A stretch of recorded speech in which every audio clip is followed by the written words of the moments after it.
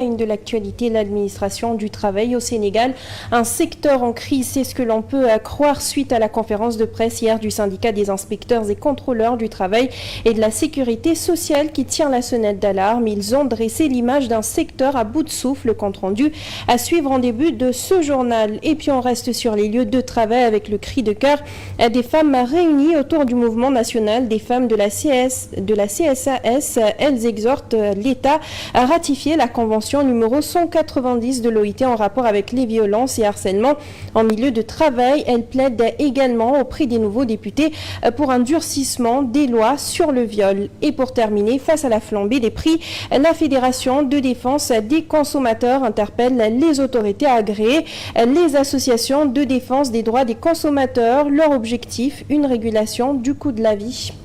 Voilà tout pour l'essentiel des titres. Le développement, c'est tout de suite.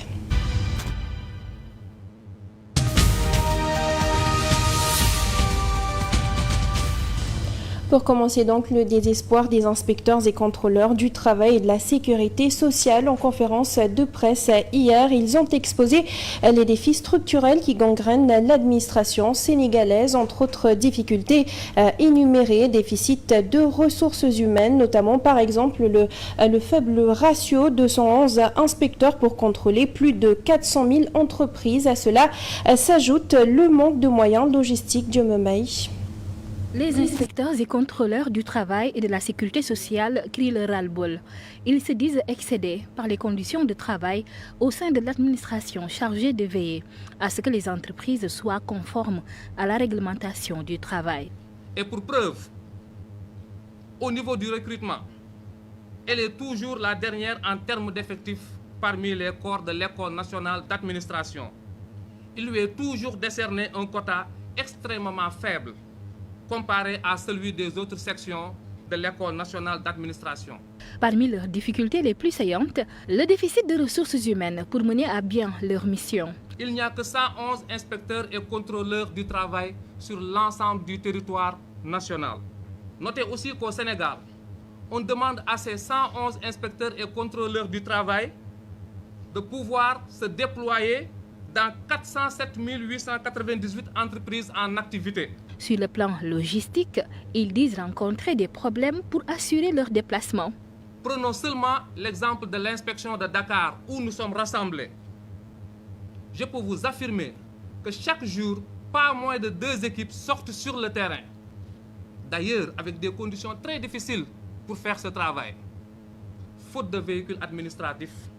Au plan juridique, ils déplorent les limites que leur impose le Code du travail. J'ai l'habitude de le dire. Nous avons un code du travail qui ne profite à personne dans ce pays. Jusqu'à cette date, quand il est permis au corps de contrôle de disposer de pouvoirs juridiques adéquats, leur permettant de bien mener leur mission, nous en sommes toujours à ne pouvoir poser pratiquement aucun acte fort tendant à pousser les contrevenants à la législation sociale à se conformer. Le SICTRAS invite le nouveau ministre du Travail, Abass Fall, à corriger ce qu'il qualifie d'injustice. Il est temps maintenant que cela change. Il est temps que cela change et que des ruptures soient opérées. Ce ministère doit mettre les hommes qu'il faut à la place qu'il faut. Il n'écarte pas l'idée de mener d'autres actions pour se faire entendre. On reste sur les lieux de travail, renforcement des lois sur le viol. C'est le combat du mouvement national des femmes de la CSAS. Elle plaide auprès des nouveaux députés en ce sens, mais aussi en ce qui concerne les harcèlements et violences en milieu professionnel. Elles exhortent l'État à ratifier la convention numéro 190 de l'OIT. Nous avons profité des 6 jours d'activisme qui ont commencé depuis le 25 novembre et qui vont se terminer le 10 décembre pour venir sensibiliser les femmes de Louga, de toutes les régions, comme on l'a dit, sur ce phénomène, sur ce fléau de violence qui gangrène notre société. Nous avons l'État du Sénégal qui doit protéger les victimes de violence. C'est vrai, il y a la loi criminalisant le viol, ce qui a été promulguée, il y a d'autres lois, mais ce que nous voulons, il y a la convention numéro 190 de l'OIT et nous demandons encore une fois, parce que nous l'avons déjà fait, à l'État du Sénégal de ratifier immédiatement cette convention liées à la violence et au harcèlement dans le monde du travail. Nous demandons à l'Assemblée nationale, surtout à la nouvelle législature, de prendre toutes les dispositions pour que le viol soit puni comme il le faut. Le viol, c'est vrai qu'il y a d'autres éléments, la JS, etc. Les autres ont travaillé, ont proposé des sanctions contre les viols. Mais c'est au niveau du Parlement, au niveau de l'Assemblée nationale, que ces lois-là puissent trouver des décrets d'application. Et c'est cela qui va permettre de punir comme il faut. Et puis, célébration de la commémoration de la Déclaration des droits humains. C'était hier la place des droits humains dans la vision 2050, agenda national de transformation. C'était le thème de la journée cette année au Sénégal. La Commission nationale des droits de l'homme, avec à sa tête le professeur Amsatou Sow Sidibé, a axé le rendez-vous sur 2 points principaux au Martiam. 76 ans après l'adoption de la Déclaration universelle des droits humains, quelques-uns des plus élémentaires sont toujours foulés aux pieds. En guise d'exemple, les cas de torture notés dans les lieux de détention, l'accès à la santé, la protection des enfants, entre autres. Le tableau se noircit d'année en année. Si on se dit chaque fois qu'il y a une atteinte aux droits de l'homme, c'est la fin du monde, ce n'est pas bien parce que malheureusement, les atteintes aux droits de l'homme, il y en aura toujours. Il y en aura toujours. Nous devons travailler ensemble à ce que les institutions chargées de la promotion et de la protection des droits de l'homme existent. Pour ce faire, une batterie de mesures s'impose. En première ligne, le Sénégal compte apporter sa contribution. Et cela passe par une fusion de toutes les forces vives. La dénonciation ne fait pas partie de nos missions. Nos missions puisées des principes de Paris des Nations Unies. Ce que nous devons faire, c'est constituer une sorte d'interface entre l'État d'une part, la société civile, les populations d'autre part. Faire des recommandations pour que les droits de l'homme se portent mieux. La Commission nationale des droits humains, avec à sa tête professeur Amsatou Sow Sidibé, ne sera pas seul dans ce combat. Sur tous ces aspects-là, l'Union européenne, ses États membres, ce qu'on appelle la Team Europe, sont très engagés aux côtés du Sénégal pour pouvoir faire avancer notre partenariat, qui est un partenariat qui est vieux maintenant de plus de 60 ans. Évaluer le niveau de prise en compte des droits humains dans l'agenda de transformation nationale. Jusque-là, l'édit agenda du duo Diomaye Sonko respecterait les recommandations de la communauté internationale chargée de veiller sur l'application des conventions collectives. Droits humains, toujours, personne ne doit mourir en prison. Un appel fort de la présidente de la Commission nationale des droits humains, le professeur Amsatou Sow Sidibé, plaide pour une réforme en profondeur des conditions carcérales au Sénégal. Personne ne doit perdre la vie en prison. Voilà pourquoi nous veillons beaucoup au niveau de la Commission nationale des droits de l'homme à faire le bilan du vécu des prisonniers pour voir quelles solutions apporter. Maintenant, je crois qu'il serait prétentieux de ma part de faire déjà un bilan des droits humains, de l'effectivité des droits humains au Sénégal depuis l'avènement politique du président Diomaye Faye et du Premier ministre Ousmane Sonko. Sur ce, nous revenons sur l'affaire Bassirou Diop, décédé en détention samedi dernier. Bassirou Diop a été inhumé hier, mardi, à son domicile. Leur tristesse était palpable. Ce mardi, ces 2 épouses peinaient à contenir leur douleur. Djibril Diallo était sur place. Bien sûr, nous reviendrons donc sur ce reportage de Djibril Diallo dans nos prochaines éditions. En attendant, dans le secteur de la justice, le département de Rufisque dispose désormais de son propre tribunal de grande instance. Ce mardi, le ministre de la Justice, garde des Sceaux Ousmane Diagne, a inauguré donc ce nouveau palais de justice situé dans le pôle urbain de Diamniadio. Cette cérémonie marque une nouvelle étape dans le processus d'extension de la carte judiciaire nationale visant à rapprocher la justice des citoyens après la création des tribunaux d'instance de Keur-Massar et de Kaffrine. Hamdou Diop et Cheikh Diakhoumpa, vous avez été nommé président du tribunal de grande instance de Rufisque et procureur de la République près le tribunal, respectivement par décret numéro 2024-1665 et numéro 2024-1666 daté du 13 août 2024. Vous êtes tous les deux magistrats du grade hors hiérarchie et étant les précurseurs de la mise en service du tribunal de grande instance de Rufisque, vous avez la lourde responsabilité de guider les premiers pas de cette juridiction. Quant à vous, Maître Moussa Thiongan, vous avez été nommé chef de greffe du tribunal de grande instance de Rufisque par arrêté numéro 238-46 du 19 septembre 2024. Je vous invite tous à vous élever à la hauteur de vos nouvelles responsabilités et à œuvrer inlassablement au rayonnement de cette juridiction au mieux des intérêts des usagers du service public de la justice. Par la présente cérémonie, je vous installe dans vos fonctions respectives.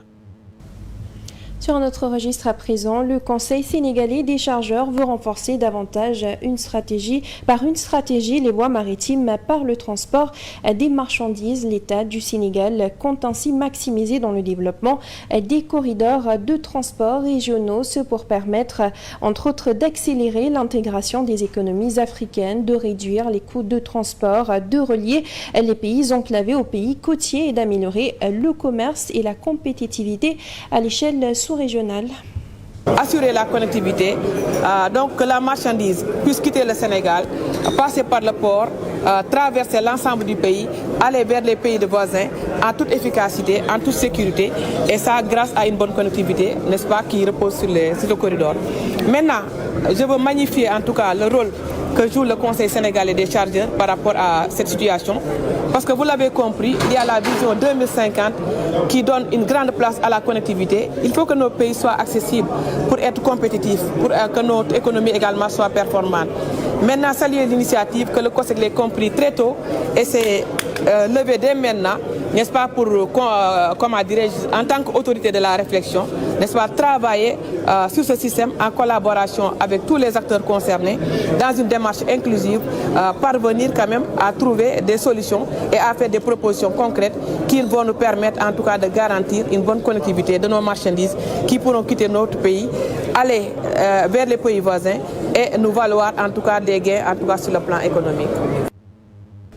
Des questions économiques toujours, direction Yeumbeul Nord. Les maraîchers, eux, espèrent une bonne récolte cette année, notamment grâce à l'appui aux intrants agricoles. Toutefois, ils invitent à les accompagner dans l'obtention des papiers légaux pour être des propriétaires terriens afin de pouvoir bénéficier de soutien financier auprès des banques pour mieux contribuer, disent-ils, à la souveraineté alimentaire. Et aujourd'hui, vous voyez une évolution parce que déjà aujourd'hui, on s'engage et on continue à investir. Auparavant, on n'osait pas. On n'osait pas mettre beaucoup d'argent sur notre pied. Aujourd'hui, on est en train d'aménager et mettre des systèmes d'irrigation beaucoup plus efficaces. C'est parce qu'on a confiance au régime en place. Le régime en place est venu avec son calendrier, est venu à proposer aux Sénégalais, les Sénégalais ils veulent deug. Ce que les Sénégalais veulent entendre, ce que les Sénégalais veulent voir, madame, un pays qui produit, qui se nourrit de sa propre production. Grande satisfaction, une grande satisfaction. D'autant plus que voilà un régime qui est venu en un laps de temps. On a vu que tous les agriculteurs, en tout cas, nous à notre niveau, on nous a demandé de nous organiser et avant même de nous organiser, ils nous ont appuyés en intrants. Les engrais, je vous ai montré les engrais qui sont là. La récolte est encore beaucoup plus satisfaisante. Pendant ce temps, face à la flambée des prix, la Fédération de défense des consommateurs interpelle les autorités afin d'agréer les associations de défense des droits des consommateurs. Leur objectif, une régulation efficace du coût de la vie. Le ministère du Commerce avait déjà pris la décision qui consistait à enregistrer des associations de consommateurs, pas à les enregistrer, mais à les agréer sur la base d'un certain nombre de dispositions qui figuraient dans un arrêté du ministre du Commerce. Voilà ce que nous avons dit. Que voilà, il faut simplement un arrêté du ministre du Commerce qui dit que pour que j'agrée les associations de consommateurs, il faut qu'elles reconnaissent un certain nombre d'obligations qui s'attachent à eux. Hein? Voilà, c'est tout.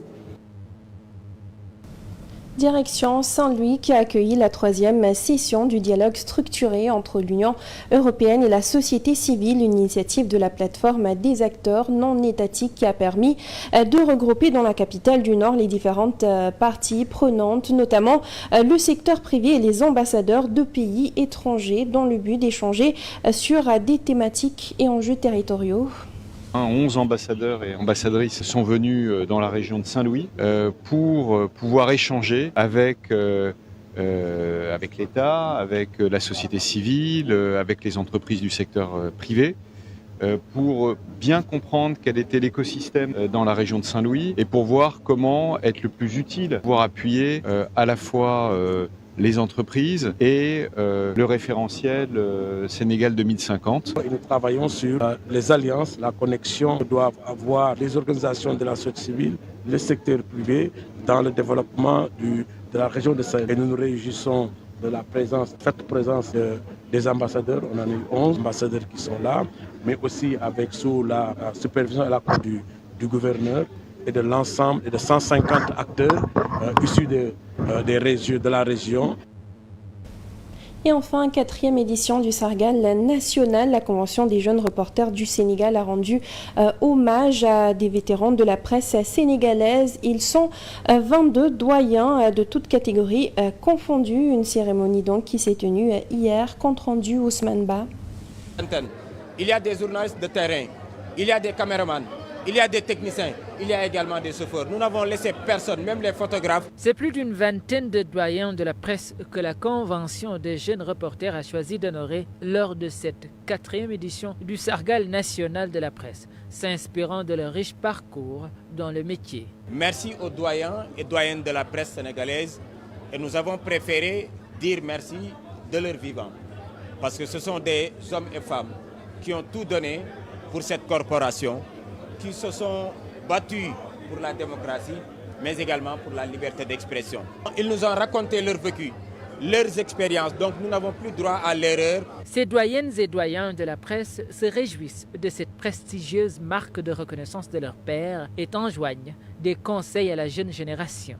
Après beaucoup d'années dans le métier, si aujourd'hui on se voit consacré, je crois que c'est tout un honneur. Si aujourd'hui la Convention des jeunes reporters reconnaît, valide le travail, la conscience professionnelle, le dévouement que tu as dans le métier, je crois que ce n'est que honneur. Que les jeunes reporters travaillent avec beaucoup de conscience professionnelle, avec beaucoup d'abnégation, beaucoup de patience, vraiment. Cependant, cette tribune a aussi été l'occasion pour les jeunes reporters de plaider pour de meilleures conditions de travail. Nous avons pris l'exemple de nos confrères de E-Média qui sont restés 5 mois sans salaire, mais nous savons que dans les autres entreprises, la situation est beaucoup plus compliquée. Le dialogue doit avoir lieu entre le gouvernement et le patronat. Ils doivent s'asseoir autour d'une table pour trouver des solutions afin qu'on puisse avoir une presse libre, responsable, mais également permettre aux reporters d'être dans de bonnes conditions de vie et de travail. Un idéal qui reste une lointaine aspiration de la presse, malgré les jalons posés par les bénéficiaires de ce Sargal et tant d'autres qui ont marqué le paysage médiatique sénégalais. Place tout de suite à la revue de presse.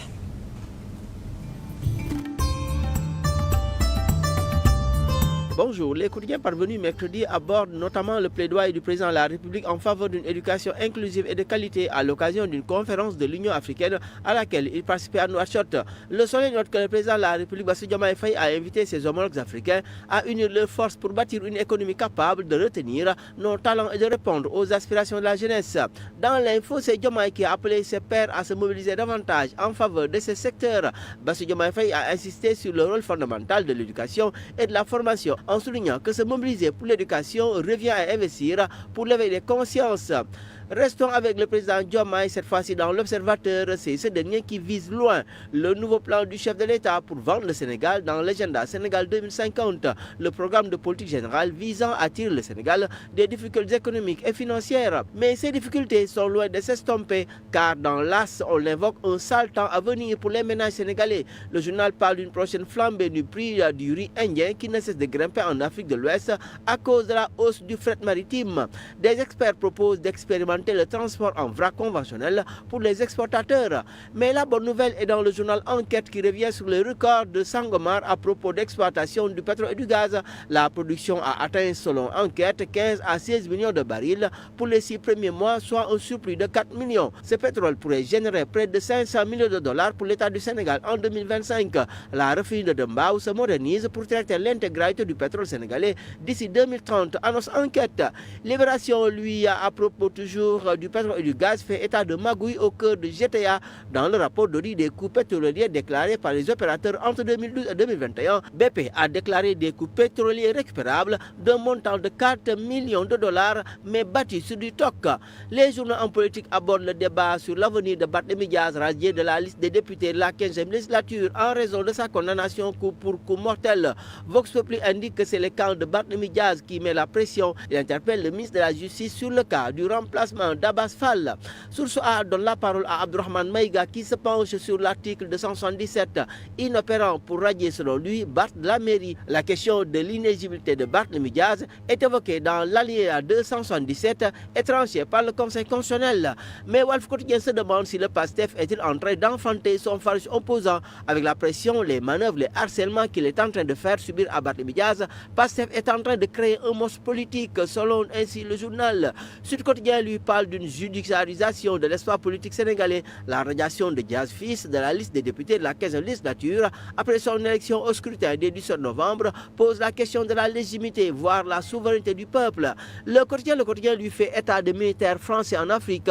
Dakar, abri provisoire, titre le journal. Après Bamako, Ouaga, Niamey, l'armée française quitte le Tchad.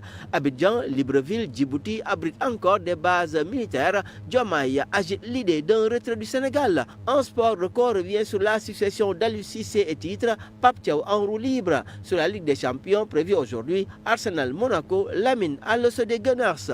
Bonne lecture.